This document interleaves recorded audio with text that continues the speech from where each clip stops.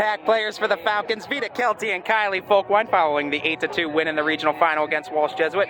Vita, we'll start with you. You came up with a big hit that kind of turned it over to the top of the order, started that 5-run rally in the 5th. What were you able to find success against Natalie Sousa coming off the bench and going up against a D1 arm? Just don't overthink it, and I asked all my teammates what they saw before, and I just said don't overthink it and just see what hit ball.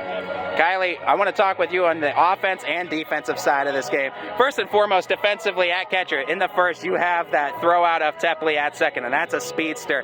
Talk to me about what kind of energy that gave the team and what kind of energy that gave you getting that impactful out in the inning. After that girl getting on, her getting, she would have got to second.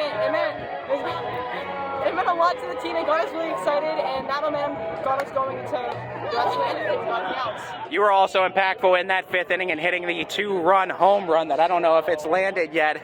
Let's talk about the success you found, though, at the plate against Sousa. You had a couple more at-bats, so you got to make the adjustments, too. What did she have that was working against you early on? How were you able to adjust and find success? Her Roswell was working against me. I popped out against that, and I waited the next at-bat, and I hit a line.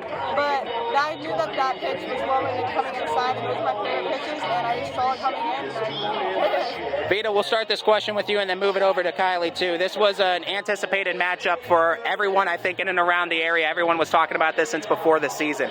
How are you guys able to stay composed in this matchup and not overthink it or get too ahead of yourselves? Well, us as players, I just know that us as a team, we could pull through, and it was a tough game, but in the end, we did come through, and it was a very good game.